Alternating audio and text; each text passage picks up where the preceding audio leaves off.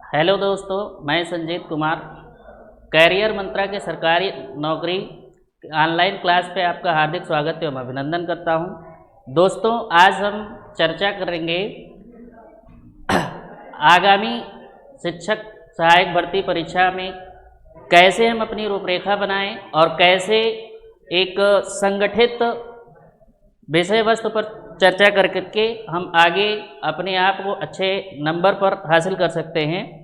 तो सबसे पहले हम चर्चा करते हैं कि हमको किन किन विषयों पे फोकस करना है। चूँकि शिक्षक सहायक भर्ती जो परीक्षा है इसमें विषय की जो संख्या है वो ज़्यादा है, तो सब एक एक टॉपिक में हम देखते हैं कि किसमें ज़्यादा अगर हम फोकस करें तो अधिक से अधिक हम नंबर हासिल कर सकते हैं। तो अगर हम बात करते हैं यहाँ पे भाषा शिक्षण, तो भाषा में हम देख रहे होंगे कि भाषा शिक्षण की अगर बात करें तो भाषा शिक्षण से जो सहायक अध्यापक बात करते हैं, सहायक अध्यापक भर्ती परीक्षा और सहायक अध्यापक भर्ती परीक्षा वर्ष 2022, इसमें अगर हम चर्चा करें तो भाषा शिक्षण पे जो क्वेश्चन आते हैं वो 40। अब इस 40 में हम बात करते हैं कि किस विषय के कौन से कितने क्वेश्चन होंगे। इस भाषा में 3 विषय आएंगे आपके, कौन कौन से आते हैं उसकी चर्चा करते हैं। तो जो पहला होगा वो होगा, जो प्रथम भाषा होगी वो होगी हिंदी, और इस हिंदी से आपके अधिकतम नंबर आएंगे, यानी कितने नंबर के जो है हिंदी पूछा जा सकता है, ये 20 नंबर आए। जो द्वितीय भाषा होगी वो आपकी होगी अंग्रेजी, और ये हमारे पाठ्यक्रम में 10 नंबर इसके लिए निर्धारित किया गया है। और जो तृतीय जो भाषा होगी वो होगी संस्कृत, और इसके लिए 10 नंबर निर्धारित किया गया है। इसका मतलब टोटल मिलाकर के 40 नंबर इससे निर्धारित किए गए। तो इसका मतलब ये है कि अगर हम कहीं ना कहीं इस भाषा पे अगर हम फोकस कर दें तो इसमें हम अधिकतम 35 से 38 नंबर हासिल कर सकते हैं आराम से। और ये आपका स्कोरिंग है, कि कहने का मतलब है कि इसमें अगर आप थोड़ा सा भी मेहनत कर देते हैं तो इसमें आप अच्छे से आसानी से नंबर क्या कर सकते हैं, हासिल कर सकते हैं। ये बात हुई आपके भाषा शिक्षण की। ठीक, द्वितीय बात अगर हम करते हैं भाषा शिक्षण के बाद में फिर आपकी जो है गणित, ये जो गणित है ये जो है शिक्षक सहायक भर्ती में 20 अंक इसके लिए भी निर्धारित, गणित के लिए 20 अंक हैं।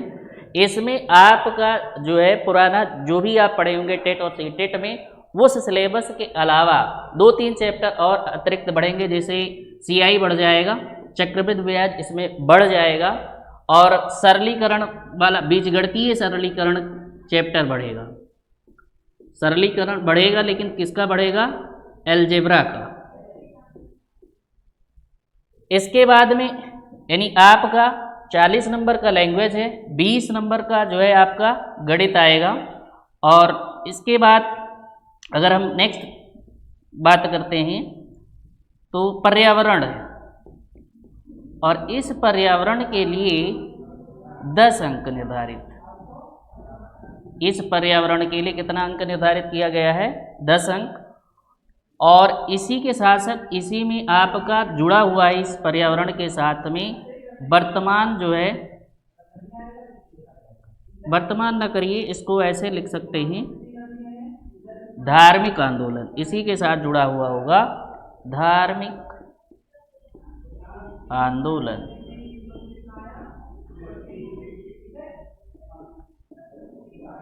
तो 10 अंक इसके लिए निर्धारित है।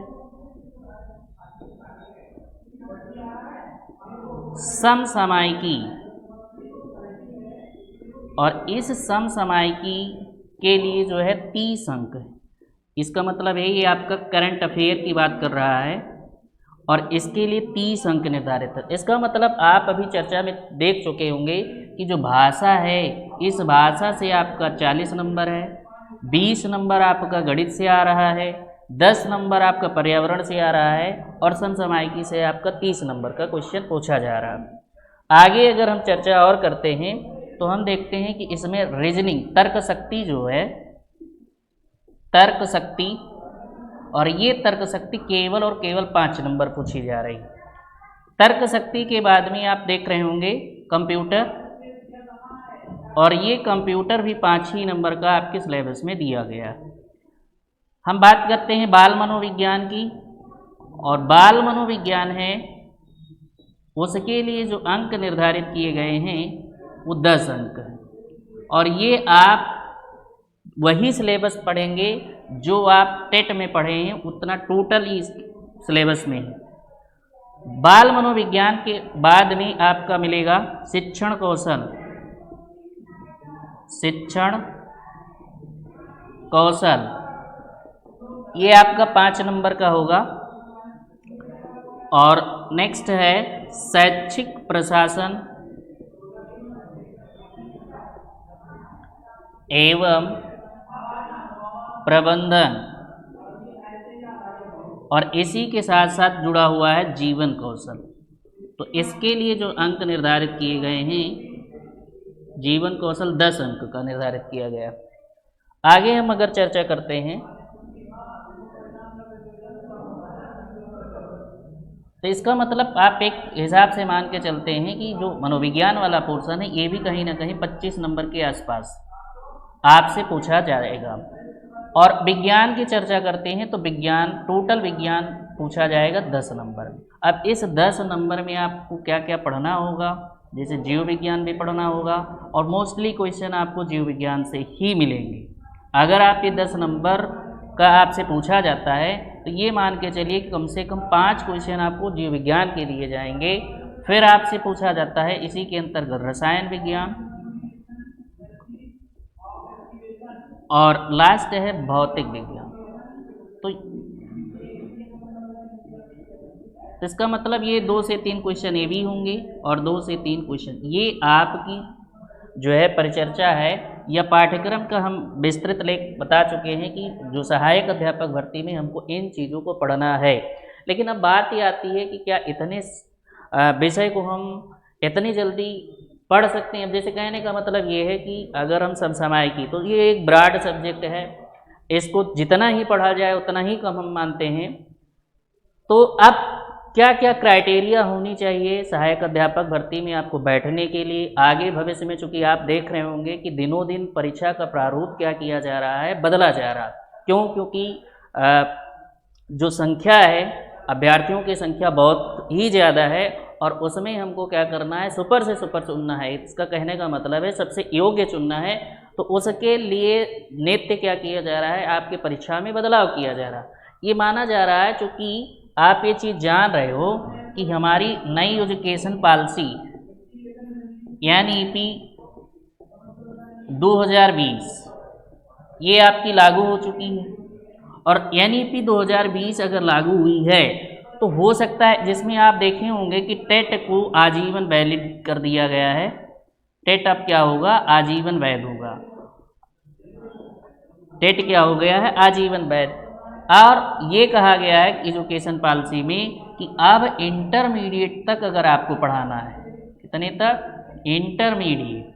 तो इंटरमीडिएट में चाहे वो आप गवर्नमेंटेड में पढ़ा रहे हो या अन्य मतलब प्राइवेट में भी पढ़ा रहे हो, चाहे वो गवर्नमेंट में पढ़ा रहे हो चाहे प्राइवेट में, यहाँ पे भी टेट को क्या कर दिया गया है, अनिवार्य कर दिया गया है। तो कहने का मतलब ये है कि अब हम परिचर्चा ये करेंगे कि शिक्षक सहायक अध्यापक भर्ती परीक्षा के लिए क्या क्या क्राइटेरिया होना चाहिए और कैसे हम क्या करें जो अधिक से अधिक नंबर को स्कोर कर सकते हैं। आइए इसी पर हम विस्तृत चर्चा करते हैं। मान लीजिए कि देखिए शिक्षक सहायक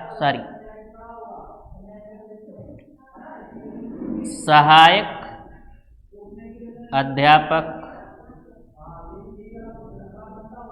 भर्ती परीक्षा की अर्हताएं, क्या क्या योग्यताएं होनी चाहिए। तो पहला तो ये कि इसमें वही अभ्यर्थी इसके अंतर्गत वैलिड है या ये इसमें वही अभ्यर्थी फॉर्म भर सकते हैं जो या तो बीएड हो या तो बीटीसी हो, ये पास होनी चाहिए।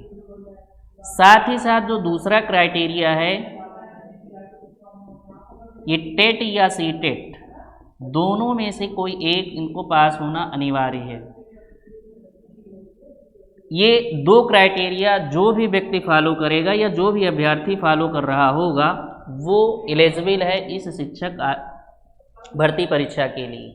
अब बात यह आएगी कि अगर मैं दोनों में चर्चा करूं कि बीएड और बीटीसी, तो चूंकि यहाँ पे जो मेरिट का प्रावधान है, चूंकि सहायक अध्यापक भर्ती परीक्षा में मेरिट बनती है और इस मेरिट में जो कॉम्बिनेशन है, चूंकि मेरिट में 100 पे बनाए होगे, तो इस मेरिट में मान लीजिए अगर 100% पे आप मान रहे हो, तो इसमें क्या किया जा रहा है कि 60% आपका जो है भर्ती परीक्षा का जो है 60% जो है अंक किसके लिए जाएंगे, भर्ती परीक्षा के, और 40% अंक किसके लिए जाएंगे, ये आपके लिए जाते हैं शैक्षिक योग्यता। अब इस शैक्षिक योग्यता में क्या क्या आता है, इसके अंतर्गत आपकी शैक्षिक योग्यता में क्या आता है, तो इस शैक्षिक योग्यता में आपका आएगा हाई स्कूल, इंटरमीडिएट,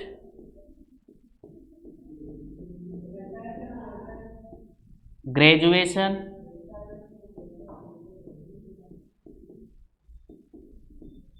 और तो हाई स्कूल का कितना जुड़े, ग्रेजुएशन के बाद में आप देखे होंगे कि इसमें बीटीसी या बीएड का नंबर जुड़ेगा। अब ये सब 1/10 जुड़ता है, 1/10 ही जुड़ेगा। इसका कहने का मतलब ये है कि यदि कोई परीक्षार्थी, मान लीजिए कि कोई परीक्षार्थी है और ये परीक्षार्थी मान लीजिए कि हाई स्कूल है उसका, और ये हाई स्कूल में कितना नंबर अर्जित करता है, मान लीजिए उसने 80% अंक हासिल किए, कितने प्रतिशत, 80% अंक हासिल किए, तो इसका कहने का मतलब है कि कितना अंक इसके मतलब मेरिट में जोड़ा जाएगा। तो इसका हम निकालेंगे कि 80 × 1/10, और जब ये करोगे तो इसका मतलब केवल और केवल 8 अंक जुड़ेगा। तो ऐसे ओवरऑल अब जितना परसेंटेज है उसको हम क्या करते हैं 1/10 से मल्टीप्लाई करके और अपनी जो है मेरिट निकालते हैं। और अगर मैं बात करूं कि जो भर्ती परीक्षा का जो है 60 अंक है, इसमें कैसे क्या होता है या एक क्वेश्चन कितने अंक का है, तो इसके लिए अगर मैं चर्चा करूं तो आप ये जान रहे हो कि सहायक अध्यापक भर्ती परीक्षा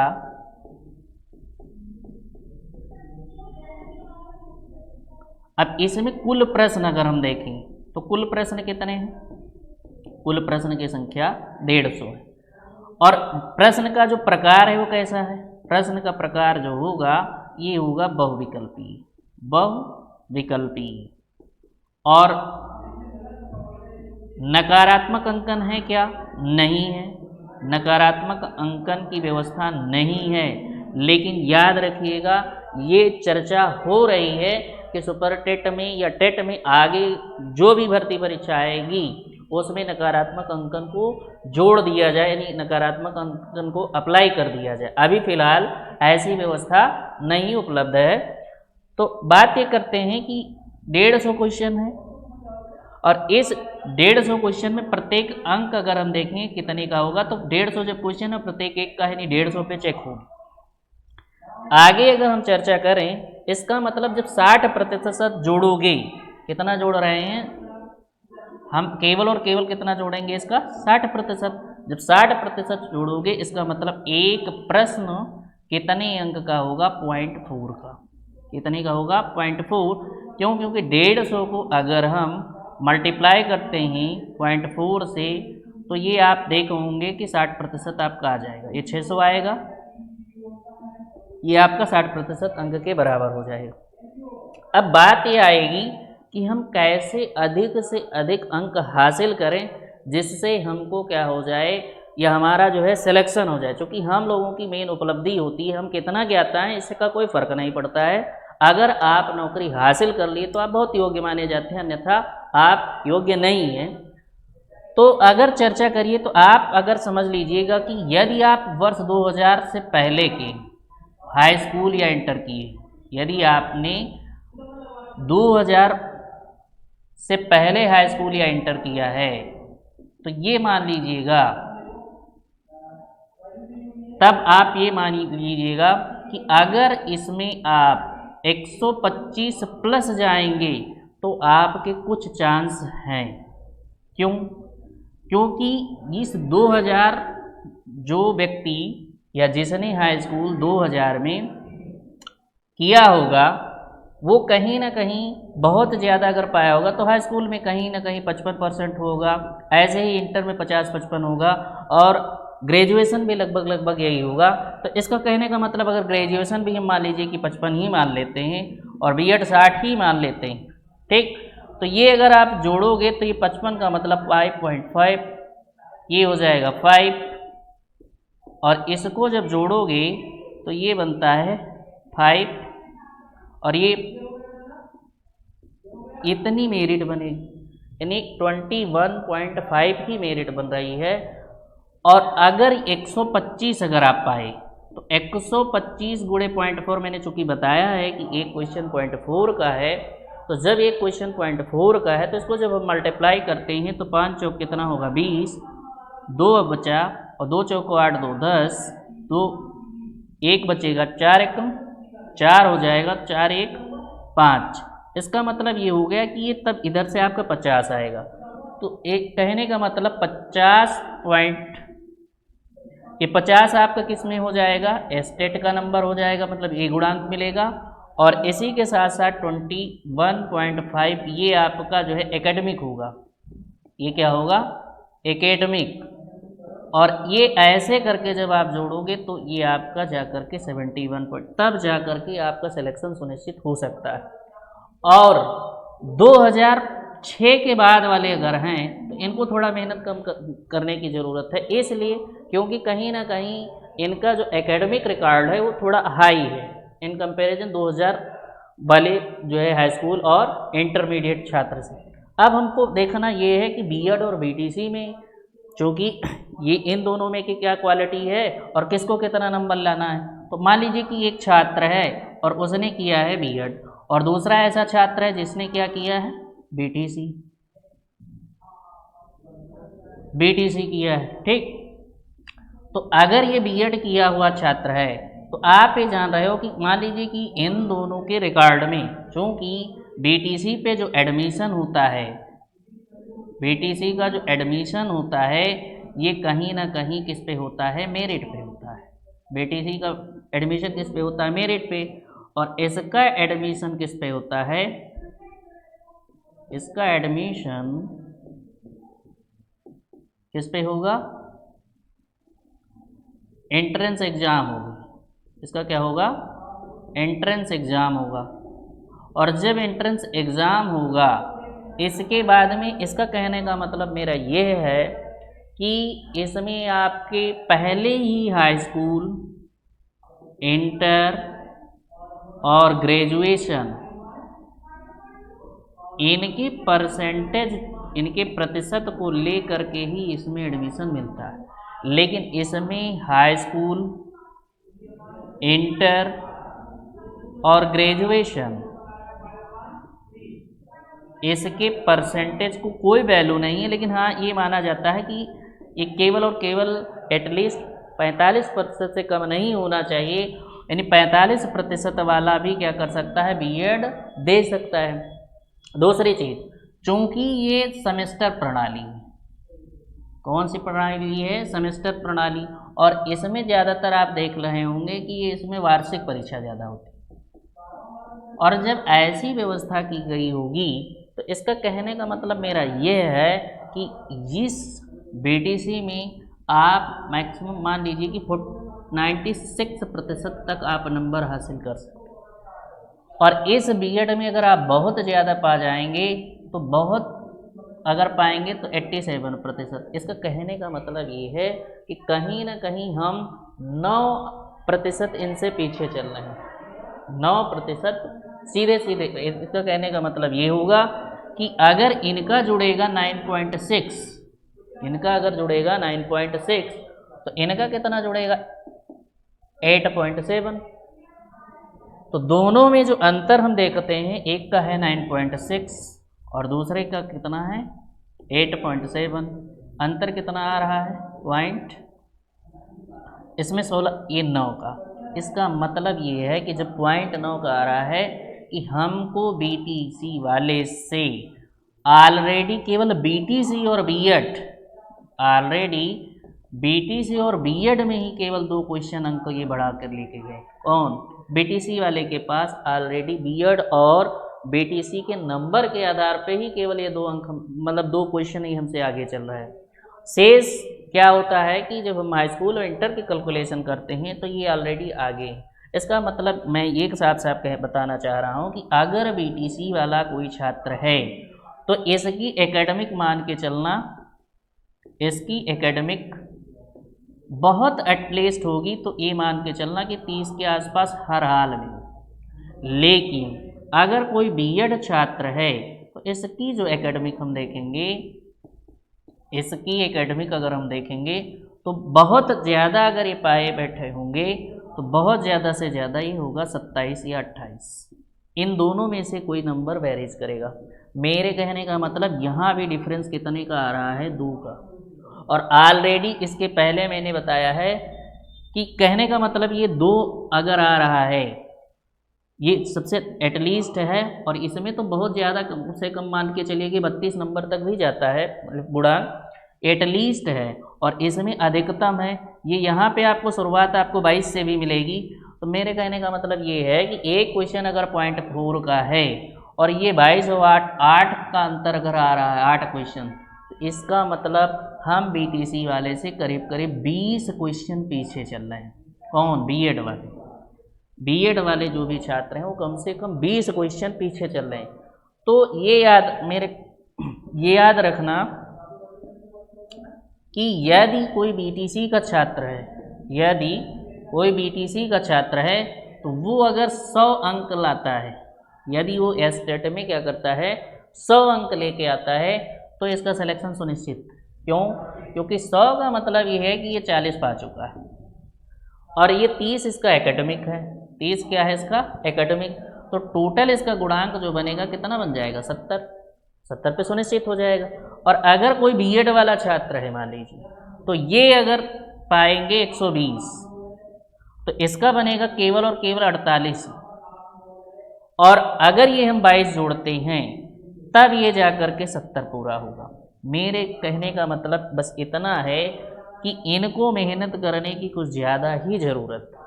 ठीक, इनके कंपैरिजन में इन्हें मेहनत करने की ज़्यादा ज़रूरत है। जब इनका सिलेक्शन 100 पे होगा तो इनको कितना लाना पड़ेगा, उसी की पद के लिए इनको 120 नंबर लाना पड़ेगा। ठीक है, ये हो गई परिचर्चा की कितने अंक का पेपर है और कितना समय। अब हम बात करते हैं कि अगर परीक्षा कितनी अवधि की है। अगर परीक्षा की प्रारूप देखते हैं तो आप जान रहे हो कि कुल प्रश्न कितने होंगे, कुल प्रश्न कितने होंगे 150। और प्रत्येक प्रश्न कितने नंबर का होगा 1 नंबर का। तो कुल अंक भी कितने निर्धारित हैं, वो भी हैं 150। फिर बात करते हैं समय की। तो इसके लिए समय कितना मिलता है 2 से 1/2 घंटा। कहने का मतलब 2.5 घंटे में ही पेपर होगा। 2.5 घंटा का मतलब 150 मिनट ही। इसका मतलब ये हुआ कि एक क्वेश्चन को करने के लिए आपको 1 मिनट समय देना पड़ेगा। अब क्या हर क्वेश्चन पे अगर हम 1 मिनट समय लगा देंगे तो मैथ तो कुछ ज़्यादा टाइम टेकिंग प्रोसेस है। और ये भी जानते होंगे कि मैथ में समय हम ज़्यादा लगाते हैं इसलिए चूँकि कहीं ना कहीं हमारे लिए वीक होती है, उसमें हम लोग प्रैक्टिस नहीं करते हैं इसी वजह से। तो अब हमको देखना ये है कि किस टॉपिक में हम कितना समय लगाएं जिससे मेरा पेपर छूटे ना, समय पे हो जाए। और एक चीज़ याद रखिएगा कि अगर हम पहले से कुछ बेटर किए होते हैं तो बाद में हम गलत नहीं करते हैं। कहने का मतलब ये है कि जैसे जब बाद में होता क्या है, समय के अभाव में हमारा संवेग थोड़ा तेज हो जाता है। समय के अभाव में क्या होता है, संवेग तेज होगा, और जैसे ही ये संवेग आता है तो जो बना काम है ये भी बिगड़ जाता है। संवेग आने पे बना काम भी बिगड़ता है। कैसे? क्योंकि जब संवेग हावी हुआ तो जो सही वाले क्वेश्चन थे इसी को हम गलत कर देते, और जैसे ही जब हम जो सही वाला क्वेश्चन गलत कर देते हैं तो इसका कहने का मतलब जो हमारा सिलेक्शन है वो कहीं ना कहीं बिल्कुल रुक जाएगा, क्योंकि जो गलत था वो तो गलत करके आए और जो सही था वो भी हम गलत करके आए। तो समय को कैसे मैनेज किया जाए, सबसे ज़्यादा बड़ी बात यही है, और उसी को हम बताएंगे कि कैसे समय मैनेज किया जाएगा। तो अगर आप मान लीजिए भाषा है, तो भाषा के कुल प्रश्न मैंने बताया कि 40 आते हैं। आप कोशिश ये करिए कि इस भाषा में कम से कम ज़्यादा से ज़्यादा 20 मिनट से ज़्यादा नहीं लगाएंगे। कितना लगाएंगे कि इसमें 20 मिनट से ज़्यादा समय आप ना दीजिए, अन्यथा पेपर दिक्कत करेगा आगे चलकर। दूसरा अगर मान करूँ, और इसमें काम ये करना है कि जो टाइम टेकिंग प्रोसेस है उसके लिए समय हम बचा करके पहले से रखेंगे। दूसरी बात करते हैं कि अगर विज्ञान, और विज्ञान इसके क्वेश्चन भी मान लीजिए 10 हैं, तो इसमें भी हम कोशिश यही करेंगे कि ये 7 से 8 मिनट में कोशिश करेंगे कर चुके हों। रीजनिंग अगर हम तर्क शक्ति की बात करते हैं, और इस तर्क शक्ति में 5 क्वेश्चन तो 5 मिनट लगभग, क्योंकि ये जो है इसमें समय लग सकता है। और आपके पास मैथ का अगर क्वेश्चन जो बचता है, चौथा मान लीजिए मनोविज्ञान, और टोटल मैंने बात किया था कि कुल मनोविज्ञान मतलब अगर हम जीवन कौशल की भी बात कर लें, ठीक है, कंप्यूटर की भी बात कर लें, तो इन सबको मिला करके अगर हम देखें, चूँकि यहाँ पे कोई ऐसा नहीं है कि आपको बहुत ज़्यादा टाइम देना पड़ेगा। जब आपकी तैयारी बेहतर रहेगी तो ये माना जाता है कि आप क्वेश्चन बहुत मतलब स्पीड में करेंगे। तो 25 क्वेश्चन के लिए मान के चलिए कि 15 मिनट इधर भी ले लेंगे। गणित के लिए आपको समय निकालना ही पड़ेगा, और अगर ये गणित है और इस गणित में मान लीजिए कि 20 प्रश्न हैं, इस 20 प्रश्न में या इनको हल करने के लिए कम से कम आपको समय 30 मिनट निकाल के रखना ही पड़ेगा। टोटल 150 मिनट है। इसका मतलब आपको क्या करना है कि 2 घंटे में आपको हल करना कितना है, 130 क्वेश्चन आपको हल कर लेना। और जब 130 क्वेश्चन आप हल कर लिए होंगे तो जो 30 मिनट बचा होगा इसी में आपको मैथ करना ही होगा। अब नंबर स्कोरिंग में कौन कौन सब्जेक्ट हैं, जैसे आप इस भाषा वाले से नंबर स्कोर अच्छे से कर सकते हैं, इसमें कर सकते हो, इसमें कर सकते हो, और इसमें कर सकते हो, इसमें भी कर सकते हो। और बात ये होगी कि जो करंट अफेयर होती है, तो करंट अफेयर में आप कितना भी पढ़ लेते हैं, उस चूँकि उसके जो विषय वस्तु है बहुत बड़ी है, तो मान के चलिए कि उसमें अगर बहुत ही ज़्यादा आप मेहनत करेंगे तो अगर इस 30 नंबर में तो आप 20 से 22 पहुँच पाएंगे। और इसको आप अगर रेगुलर समय नहीं देंगे तो बाद में समय से चूँकि कन्फ्यूजन यहीं पे होगी।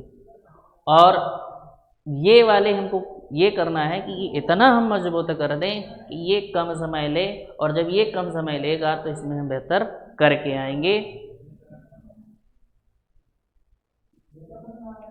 अब बात अगर ये की जाए कि हिंदी अगर है तो हिंदी में किस विषय वस्तु को हम ज़्यादा महत्व दें जिससे हमारा नंबर स्कोर हो, तो इसमें कुछ ऐसे चैप्टर हैं जिसमें निश्चित ही प्रश्न पूछे ही जाएंगे। जैसे आपका वर्णमाला हो गया, निश्चित है कि यहाँ से 2 से 3 नंबर का पूछा जाएगा। वर्णमाला के साथ साथ हिंदी साहित्य है, हिंदी साहित्य में भी आपका मान के चलिए कम से कम 4 प्रश्न, यहाँ से आपके 2 से 3 प्रश्न आएंगे ही आएंगे। इसके साथ साथ आप देखेंगे अलंकार, इस अलंकार से आप मान के चलिए कि 2 प्रश्न न्यूनतम आपको मिल जाता है। तो ऐसे अगर हम देखें तो 8-10 नंबर यहीं से आता है। मतलब ये 3 चैप्टर अगर हम कंप्लीट कर लेते हैं, वर्णमाला, हिंदी साहित्य, अलंकार, तो 50% यहीं से सॉल्व हो जाता है। इसी प्रकार अगर हम अन्य सिलेबस की चर्चा करें तो इंग्लिश में ही चूँकि पार्ट ऑफ स्पीच अगर आपका तैयार है, जैसे नाउन की बात कर लेते हैं, प्रोनाउन की बात कर लेते हैं, ठीक है, प्रेपोजिशन है, कंजक्शन है, वर्ब है, एडवर्ब है।